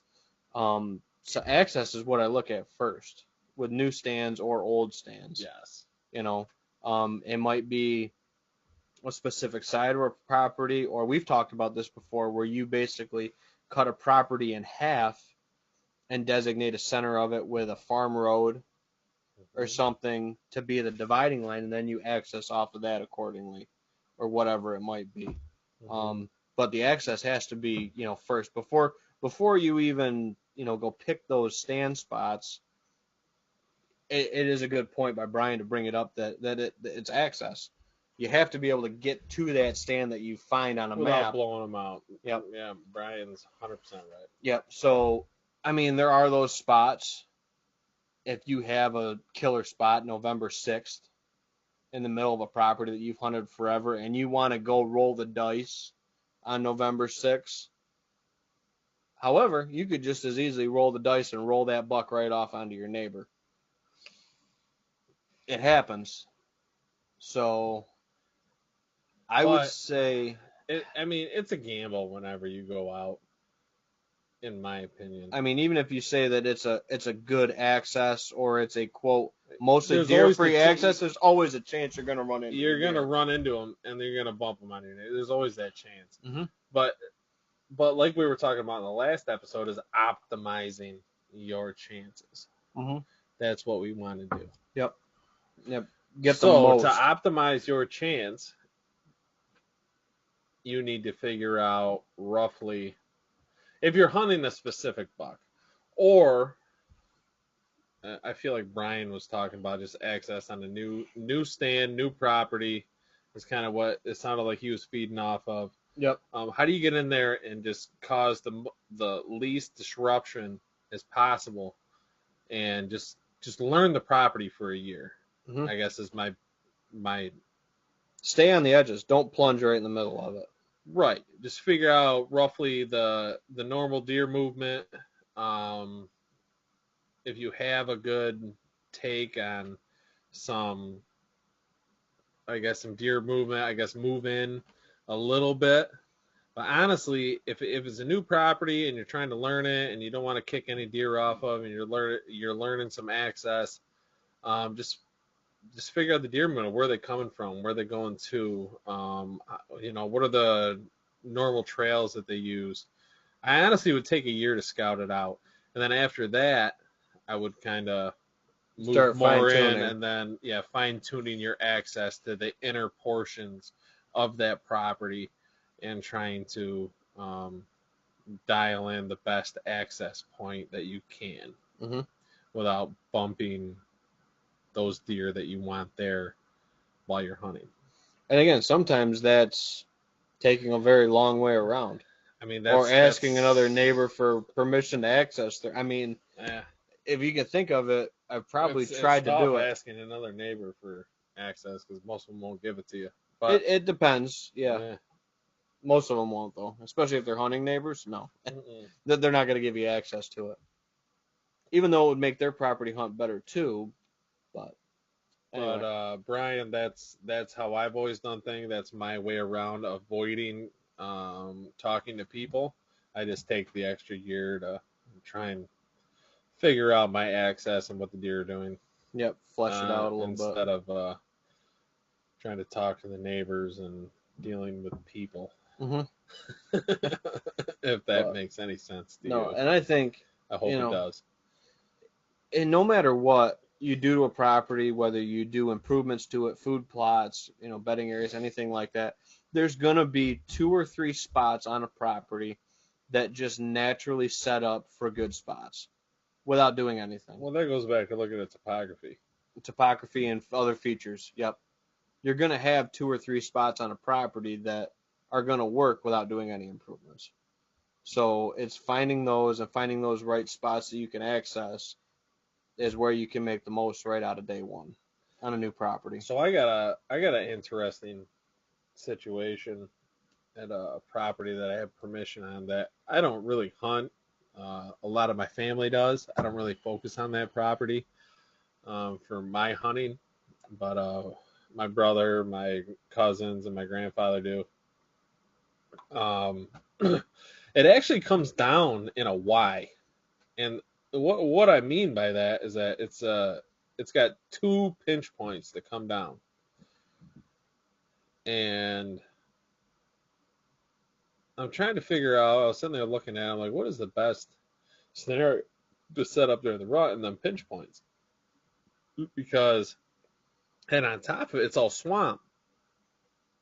So it's swamp with 2 pinch points. How are them deer going to move in swamp and pinch points? Because, no deer is going to go. You might get some deer in some high points in a swamp that bed down for the evening, but I don't think that deer are going to actually sleep in a swamp. Depends on pressure. I think a lot of times They're not going to sleep in water. Oh yeah, I've seen them sleep right in the standing water, dude, with high pressure on the sides. Really? Yep. Wow. Again, it depends on how much crazy pressure they're getting, though. Do they want to? No. No deer wants to sleep in standing water, but I've literally seen deer get bumped across the Erie Canal and then bed in swamp on the far side. It just depends on pressure. I mean, it's all relative, but um, obviously they're going to slant to those high points you talked about in a swamp and stuff like that. But do they want to bed in it? And if there's low hunting pressure, no, they're not going to bed in standing water. They're going to go to someplace else adjacent that they can bed, where it's higher, drier, and they got some browse and stuff like that in their bedding areas. I think. Mm-hmm. So That's a good point. That's definitely a good point. But it comes down as a why, and it comes down, and I'm almost thinking that a decent standpoint would be right in the center of that Y, because the bottom of that Y is, both movements south. coming down. Yep. It's south of most of the property, so, and it'd be honestly easy access minus the swamp, but I don't know. I don't mind it. I don't mind it. I was curious about your opinion on it. I was curious about anybody that was on here, if they had any opinions on it. I would almost like to set it right in the center of that Y and see what comes off of both pinch points. Yeah. But then again, it's all basically standing water. It looks good, but is it good? Yep. So I have access through, marshy. Marsh is even worse than, I guess, swamp woods, which is, I kind of think what you're talking about. So with the swamp woods, I mean, I've put knee boots on. I mean, not knee boots, but like waders, like thigh waders, because you can get into some deep spots in those, swamp woods that are. Oh, hell yeah. And out in marsh ground, like out on some of the state ground I've hunted, I would not even trust, hip waders, because you could hit a pocket in that cattail, dude, and you just go right to your freaking chest, literally. I think you could access through the swamp, fairly easy. That's fairly, like you said, if there's low hunting pressure, that's fairly deer free access. Accessing it isn't a problem. Mm-hmm. Because could you access and then blow? It is all grass field. It's all hay field. And Okay. then you just have to cut into the swamp on one side or the other of that rectangular block that comes off the road. Mm-hmm. To the east or to the west. I Yep. mean, accessing it isn't a problem. It's just hunting those pinch points is what I'm trying to get at. Right. And is it actually going to be beneficial to hunt those pinch points with that standing water? I think because so. I mean, if we got these people maybe possibly looking at this and they're like, oh, okay, well, I got a couple pinch points here. Yep. Where hardwoods comes down into hardwoods swamp. narrows down, and then it's just all swamp, but it's standing water. Is it even worth it? Yep. So I would say that if there's that feature that is going to make that natural pinch or that bottleneck, whatever term you want to use with it, coming out of one habitat type to another, I would set it. Standing water in a swamp, they'll walk through it. I would say they'd walk through it. Are they going to bed in it? No, but that's fine, because I would almost want to blow my scent over that standing water swamp and then hunt. Let's just say we had a west wind. Early morning, definitely, because your scent's going to rise. Yeah, right? yeah. You could definitely see a rise on that swamp. I mean, as long as all that steam's coming off in the morning, that's your thermals rising. Yeah. Right? Mm-hmm. Yep. Right? No, that's a good point. If the ground's warmer than the air, absolutely, it's going to push that up. But no, I definitely would like to hunt those situations, and I wouldn't say standing water because, let me think. I'm trying to think what deer it was. That one I shot on my grandma's, that 8-pointer I shot with my shotgun on grandma's, right up to his brisket, his legs were like mud covered and wet. Mm-hmm. So he had gone through a swamp or standing water at some point before I got a crack at him that day. So they'll walk through it, and if you have that cover where it pinches down into that bottleneck like you're talking about, I wouldn't hesitate to hunt it, especially if there's a good topography feature or that habitat change that happens there just right around a good stand spot. I would love to hunt a funnel like that from hardwoods to swamp. I think that's a dynamite spot if you got the access and the wind for it.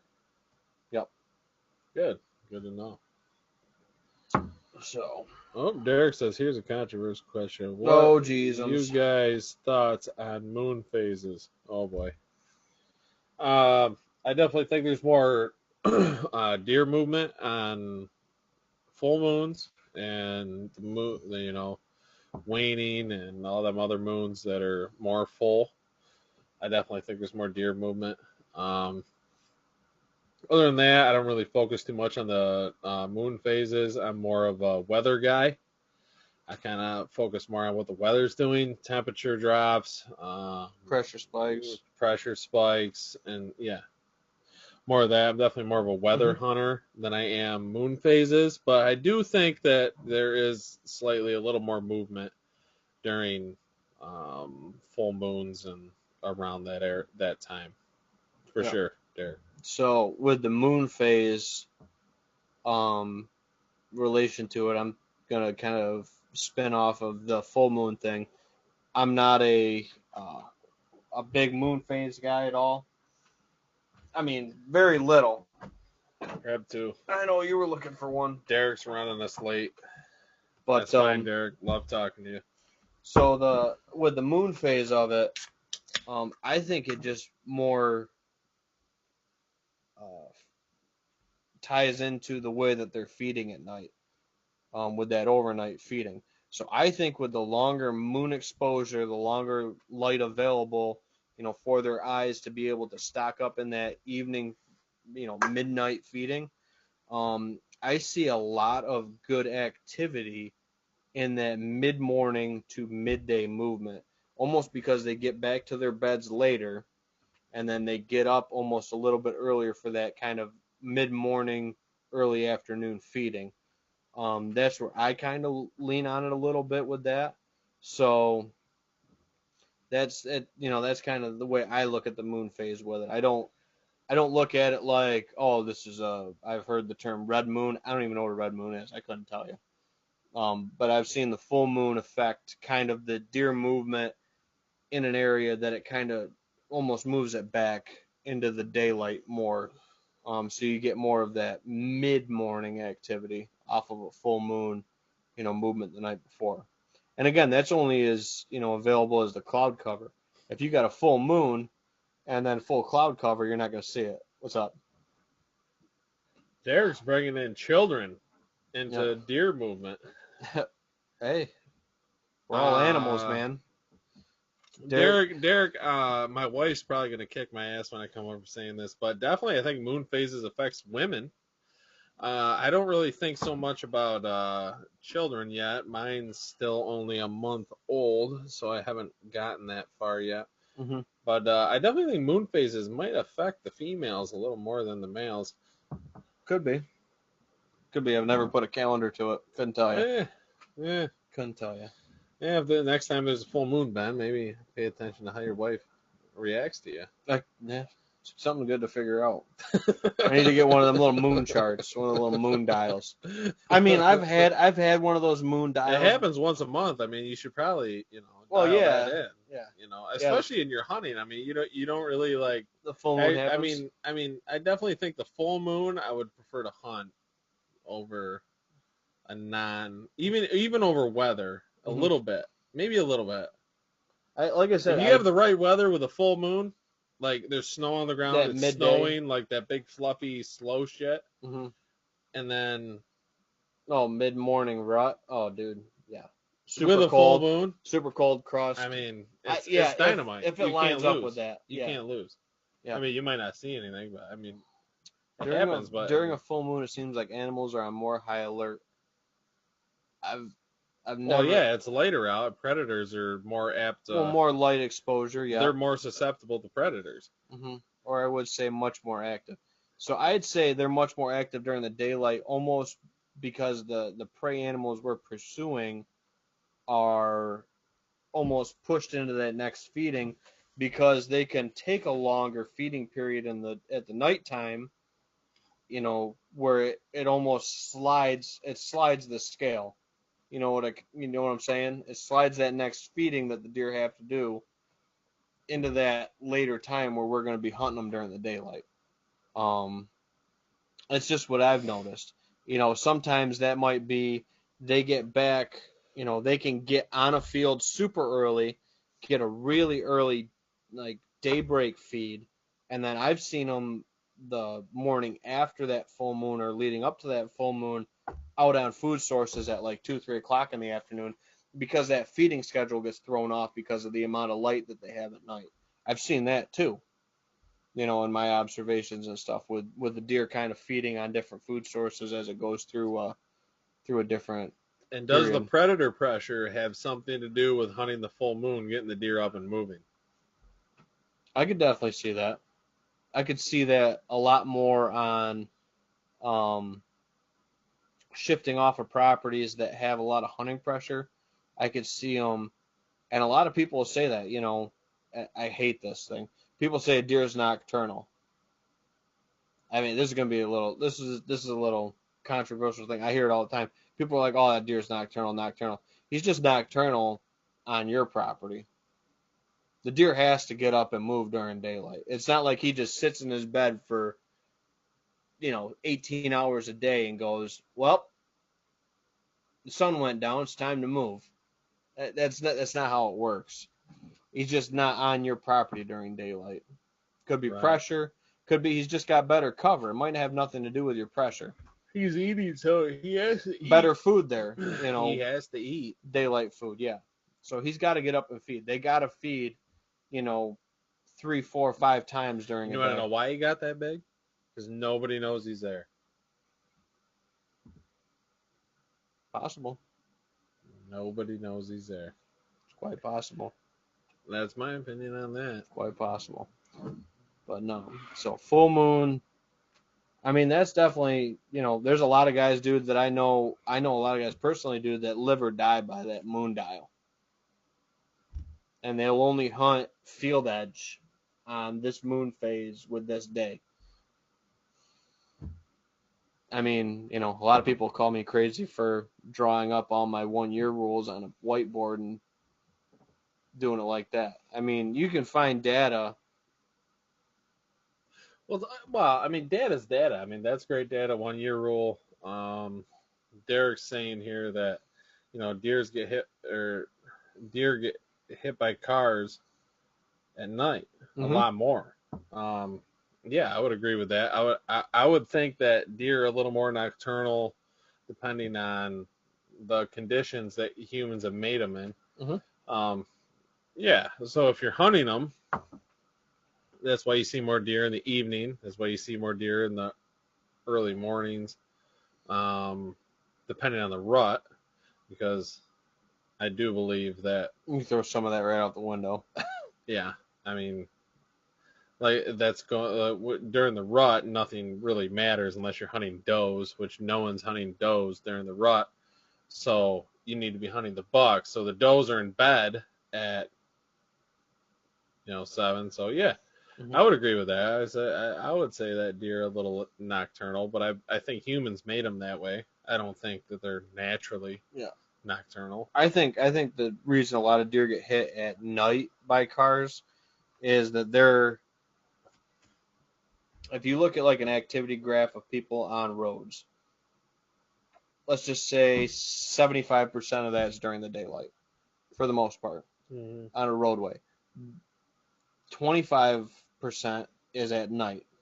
So if you were assuming that is a danger, would you be more apt to move when there's only 25% of predators out, or 75% of predators out, while you're moving across a roadway or around a specific area?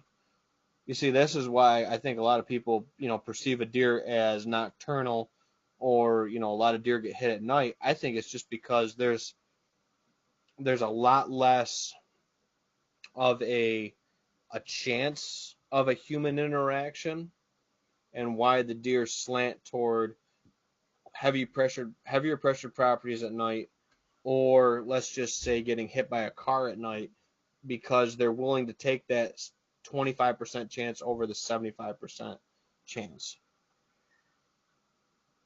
That's just kind of the way my head works with it. Yeah, could be. And then Derek says, would you say deer are more crepuscular? So Derek's digging into his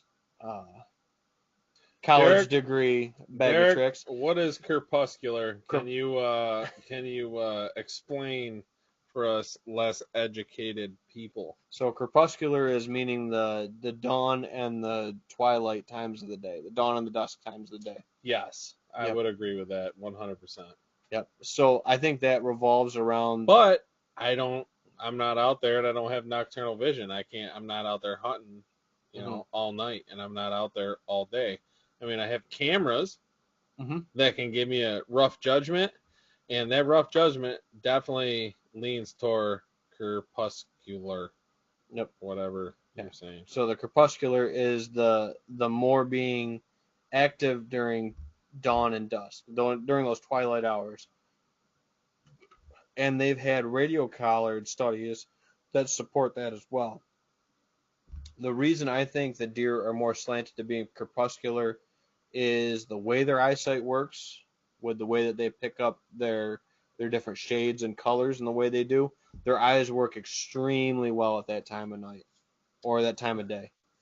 And the other thing is it feeds into those main feedings that those deer have to take in a 24-hour period, is why I think the crepuscular hours are so,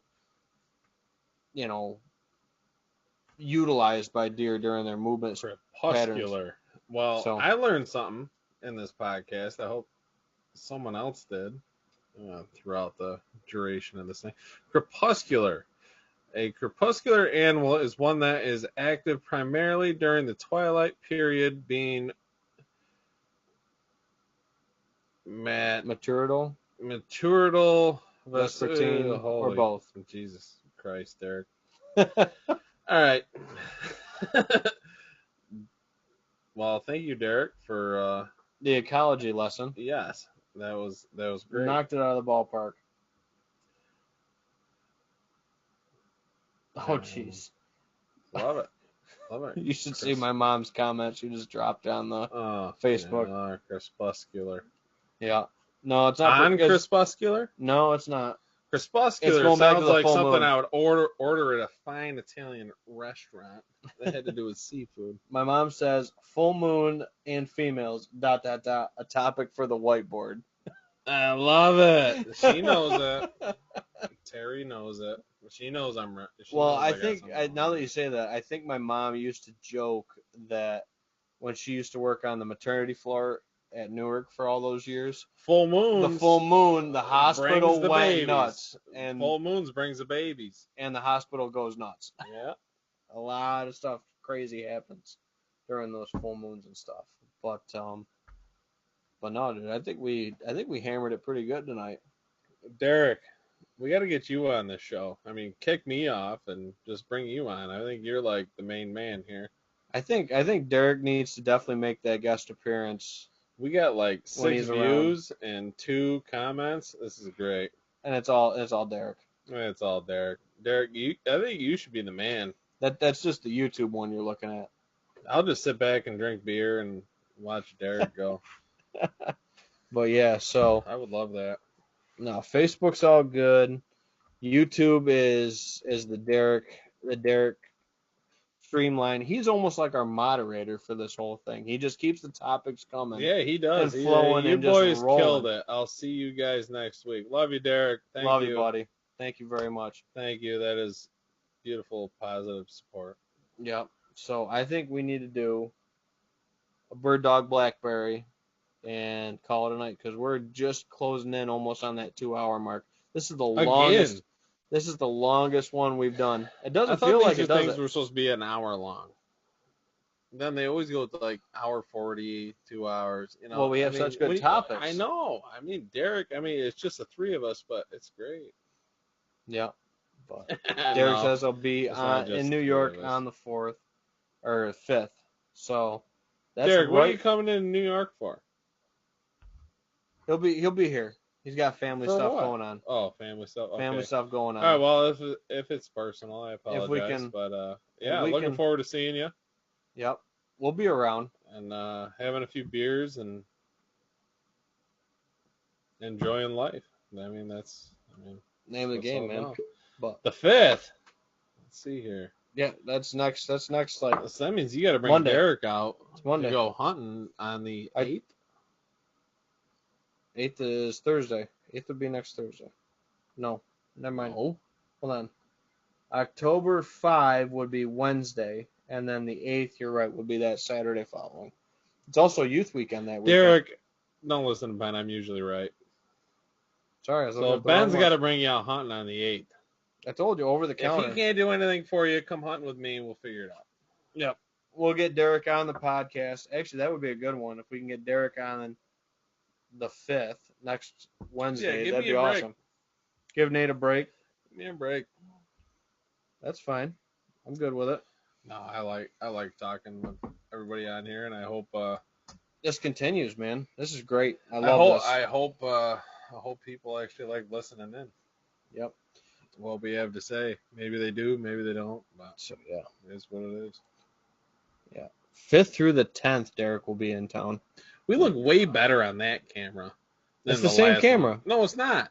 It's the same camera. All right, go back to the other one. Nate, it's the same camera, dude. It's just a smaller version Okay, of we it. look all right. See, that one. It's the same camera. Yeah, it's the same camera. I get that, but this view looks better Okay. than that view. You're getting my good side, not my bad side. Okay. All right. So we started the night with All right, whatever. Bird Dog Blackberry. Thank you, everybody, for tuning in. The next Yeah, episode thank you, will guys. be Southern Zone. Archery season will be open. Yeah, Maybe we'll be- archery season will be open.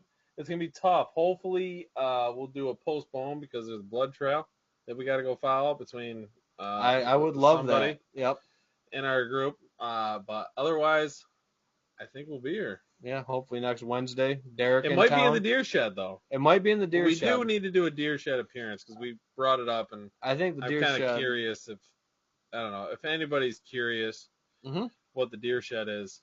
I think it'd be drop a good one. comment and we could switch it over. Yeah, we could rig up the camera and all the stuff, the laptop. We got Wi-Fi out there. We could run it right from out there. No problem. I think when Derek's up, he needs to experience the deer shed. I think Derek deer shed next Wednesday, as long as we're not following a blood trail or something crazy with the weather, going on. Well, I think Derek would agree. He'd rather follow a blood trail. I think he agrees with all that. Yeah, 100%. So here's to next week, 5th, but hopefully in the back of our minds, a postponed. Whitetails and Whiskey. Thank you all for tuning in. Catch y'all next time. Cheers. Cheers.